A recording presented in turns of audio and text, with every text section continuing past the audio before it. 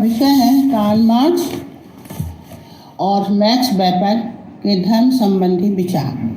Video अच्छा लगता है तो लाइक कीजिए, शेयर कीजिए, सब्सक्राइब कीजिए और कमेंट्स कीजिए। यदि कोई चीज़ समझ में नहीं आती है तो कमेंट्स बॉक्स में डाल दीजिए, मैं आपको उत्तर दूंगी। स्टार्ट। कार्ल मार्क्स और वेबर दोनों ही जर्मन दार्शनिक थे। दोनों ने विश्व को आर्थिक, सामाजिक और राजनीति के क्षेत्र में नई दिशा प्रदान की। यही कारण है कि इन्हें समाजशास्त्र का स्तंभ एवं संस्थापक माना जाता है। किंतु दोनों के विचार धर्म के संबंध में एक दूसरे से भिन्न थे। अब इस भिन्नता का किस प्रकार थी, इसको हम यहाँ स्पष्ट करने की कोशिश करेंगे। तो हम सब जानते हैं कि कार्ल मार्क्स का जो विचार था वो धर्म के संबंध में नकारात्मक थे। उनका मत था कि धर्म जो है समाज में समानता और असमानता को बनाए रखता है और उसे वैध स्थापित करने की कोशिश करता है। धर्म एक विचारिक शक्ति है जो शासक वर्ग के हित और विचारों को प्रतिबंधित करती है।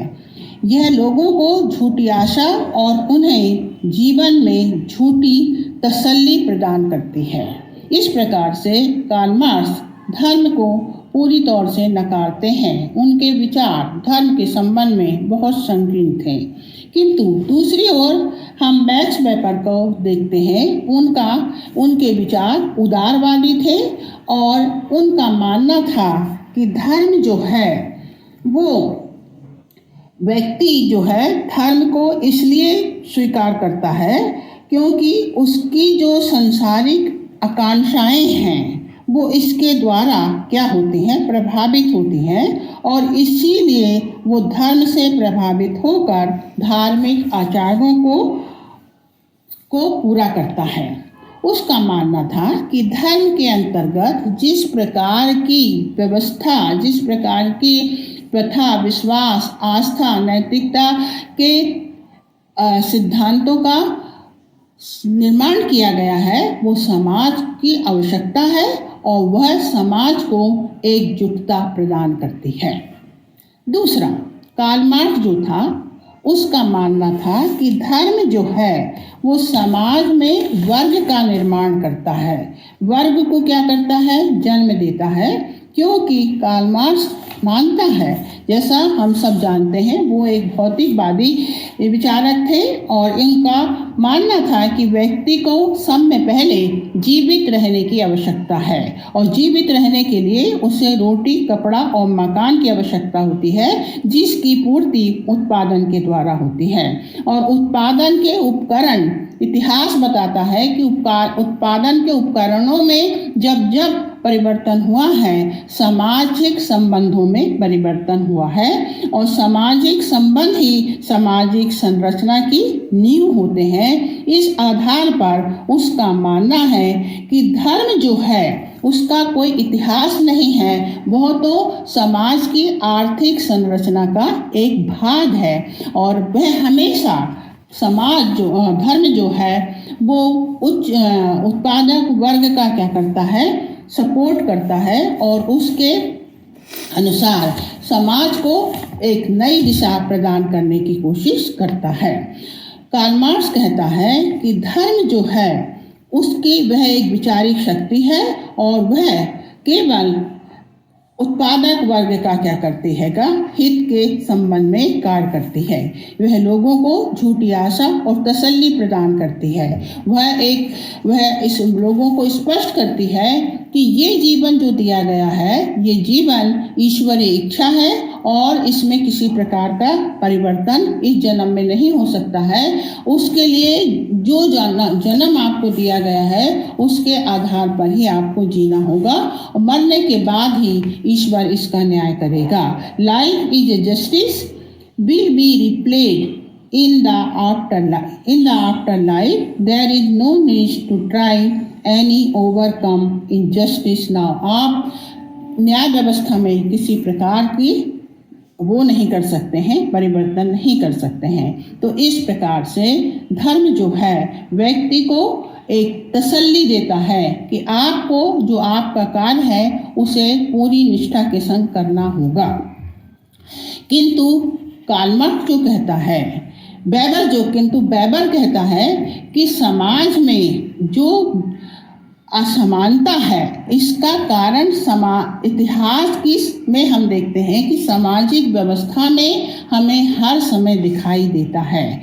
वर्तमान व्यवस्था जो आर्थिक व्यवस्था है उस व्यवस्था में पूंजीपति और उसके श्रमिक हैं, इन दोनों के जो संबंध हैं उन संबंधों में परिवर्तन हुआ है। किंतु उसके लिए वो कहता है कि ये जो वर्ग है, वर्ग का कारण ही मुख्य रूप से 3 भागों पर निर्भर करता है। एक तो वो कहता है क्लास, जो कि बताए व्यक्ति को उसकी सामाजिक स्थिति को स्पष्ट करती है, दूसरा स्टेटस और तीसरा पावर। ये 3 ही जो व्यवस्थाएं हैं जो सामाजिक स्ट्रेटिफिकेशन का कारण है, सामाजिक स्तरीकरण का जो रूप है वो इन 3 के द्वारा निर्धारित होता है। और व्यक्ति अपने यदि धर्म इस प्रकार की विचारधाराओं का निर्माण करता है जैसा कि कैल्विनवाद के द्वारा किया गया है, तो समाज में व्यक्ति अपने वर्ग को बदल सकता है। कैल्विनवाद जो है उसका मानना है कि समय ही पैसा है, अर्थात व्यक्ति को समय बर्बाद नहीं करना चाहिए, उसे ईमानदारी से अपना काम करना चाहिए। विश्वास ही धर्म, यदि उसको यह विश्वास हो जाता है कि वो अधिक से अधिक श्रम करके, श्रम जो कि मानवता का क्या है, चिन्ह है, प्रतीक है, यदि वो अधिक से अधिक श्रम करता है तो वो ये तीनों चीज़ों को प्राप्त कर अपनी सामाजिक असमानता को क्या कर सकता है, दूर कर सकता है। फिर हम पाते हैं कि तीसरा जो है कि धर्म अफीम का गोला है। ये कौन ने कहा है? कार्ल मार्क्स ने कहा है। कार्ल मार्क्स का कहना है कि धर्म जो है वो समाज के लोगों को, समाज श्रमिकों को या व्यक्ति को एक ऐसी व्यवस्था की ओर ले जाता है जिसमें उसे कुछ समय के लिए तसल्ली प्राप्त होती है। जब व्यक्ति ये सोचता है कि वो असहाय हो गया है, अब उसकी कोई सहायता नहीं कर सकता है, तब ऐसी स्थिति में वो ईश्वर के सामने खड़ा होता है और ईश्वर से प्रार्थना करता है कि वह उसको शक्ति प्रदान करे, जबकि वो शक्ति स्वयं उसमें है। वो अपने को नहीं पहचानता है, उसने स्वयं धर्म को बनाया है, किंतु वो धर्म के द्वारा क्या हो रहा है, आज नियंत्रित हो रहा है, वो इधर उधर भटक रहा है। और जब तक वो अपनी शक्ति को नहीं पहचानेगा वो क्या होगा, भटकता रहेगा।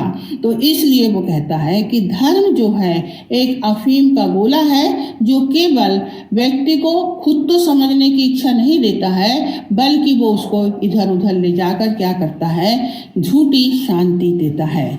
दूसरी बात जो है, वेबर कहता है कि धर्म जो है उसके अंतर्गत जो यदि इस प्रकार के सिद्धांतों का निर्माण कर दिया जाए जैसा कि कैल्विनवाद के अंतर्गत किया गया है, मुक्ति, प्रभात मीन्स क्या है, बुलाहट का अर्थ उसने बताया है कि ईश्वर ने हर व्यक्ति के लिए एक निश्चित कार्य इस संसार में निर्धारित किया है और वह समय आने पर उसको बताता है कि उसे क्या करना है। और यदि व्यक्ति उस कार्य को पूरी श्रद्धा से और पूरी आस्था के साथ करता है तो उससे क्या होगा कि बताएं, उसे स्वर्ग की प्राप्ति होगी। उनका मानना है कि ईश्वर ने कुछ लोगों को चुना है ताकि वो उसकी महिमा समाज में कर सकें, उसके हित के लिए कार्य कर सकें, परंतु वो कौन लोग हैं, यही एक क्वेश्चन है। और यदि उस कौन लोग में एक हम भी हो सकते हैं, परंतु कब होंगे, जब हम ईश्वर इच्छा के अनुसार काम करेंगे।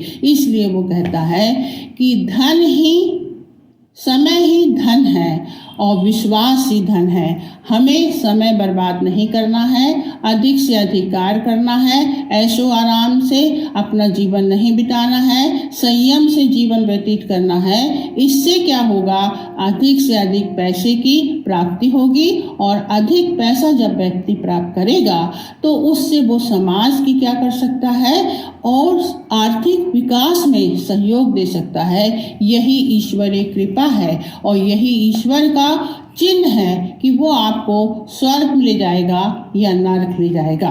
तो इस तरीके से कार्ल मार्क्स जो है उसका मत जो है वेबर से अलग दिखाई देता है।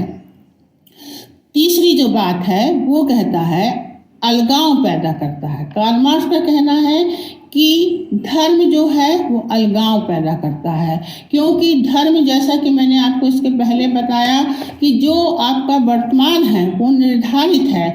तो इसके आधार पर कार्ल मार्क्स जो एक भौतिकवादी थे वो कहते हैं कि इस समाज में पूंजीपति जो है, पूंजीवाद का जो वर्तमान में विकास हुआ है, उस पूंजीवाद ने क्या किया है, उसका जो सिद्धांत है अधिक से अधिक लाभ अर्जन करना, और लाभ अर्जन करने के लिए वो श्रमिक से अधिक श्रम लेता है और उसके बदले में उससे कम वेतन देता है और इस प्रकार से वो पैसा जो श्रमिक को मिलना चाहिए वो स्वयं अपने पास रख लेता है। ऐसी स्थिति में श्रमिक जो है एक अलगाव की स्थिति में पहुंच जाता है, वो उसमें असंतोष उत्पन्न हो जाता है और यही असंतोष जो है उसे परिवार से अलग कर देता है, उसे व्यक्ति को अलग कर देता है और वह संसार से अपने को विरक्त हो जाता है और इस प्रकार से उसमें जो उसकी एक श्रम शक्ति है, उसका जो आत्मसम्मान है वो क्या हो जाता है, समाप्त हो जाता है। तो कार्ल मार्क्स कहता है कि धर्म के अंतर्गत जिस प्रकार के विश्वास, जिस प्रकार के मूल्य प्रतिपादित किए गए हैं उससे अलगाव पैदा होता है। परंतु मैक्स वेबर कहता है कि धार्मिक आचार जो हैं, सिद्धांत जो हैं, वो व्यक्ति को कर्मशील बनाते हैं, उसे अधिक से अधिक कर्म करने के लिए प्रेरित करते हैं। वह उसे ये बताते हैं कि श्रम ही मानव का क्या है, एक चिन्ह है और इसके द्वारा वो अधिक से अधिक मेहनत करके ये जो पैसा, सुख और इसके साथ जो सम्मान है, इस तीनों को व्यक्ति अपने आप आत्मनिर्भर रहकर स्व अभिमान से प्राप्त कर सकता है। उसे किसी की दया पर निर्भर नहीं रहना पड़ेगा, जैसे कि कार्ल मार्क्स कहता है कि वो पूंजीपति के ऊपर श्रमिक निर्भर है, परंतु वेबर कहता है ऐसा नहीं है। व्यक्ति को यदि स्वाभिमान से जीना है तो उसके अंदर जो है शक्ति उसे पहचानना होगा। जैसा कि कैल्विनवाद कहता है बुलाहट को देखना होगा कि कॉलिंग में उसको क्या बोला गया है, ईश्वर ने उसे कौन सा दान दिया है और उस दान के द्वारा उसे समाज की सेवा करनी होगी। दूसरी बात जो है कि कार्ल मार्क्स कहता है कि धर्म अमीर के लिए अलग है, गरीब के लिए अलग है।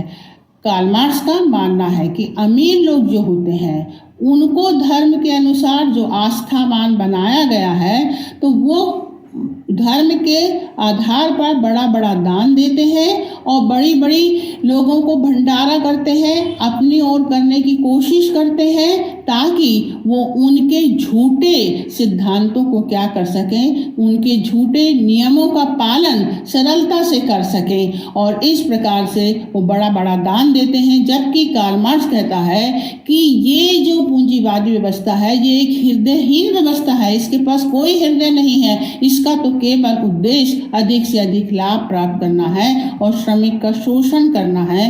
किंतु ये लोग झूठी आशा देकर लोगों को दिखावा करके क्या करते हैं, गरीबों के मन में इस बात का एहसान जगाते हैं कि वो ईश्वर के सामने कुछ नहीं कर पा रहे हैं, वो ना दान दे सकते हैं, ना वो अपनी जो उनकी आवश्यकताएं हैं उनको पूरा करते हैं, वो ईश्वर के सामने जाकर केवल रोते हैं। तो इसलिए कार्ल मार्क्स कहता है कि धर्म जो है वो गरीबों की सिसकी है और अमीरों का दिखावा है। वो दिखावे के लिए दान देते हैं, भंडारा करते हैं, लोगों को, गरीबों को कपड़े बांटते हैं ताकि लोग देखें कि वो कितने दानी हैं। तो इस प्रकार से कार्ल मार्क्स और वेबर जो है उनके सिद्धांतों में धर्म के संबंध में हमें अंतर दिखाई देता है।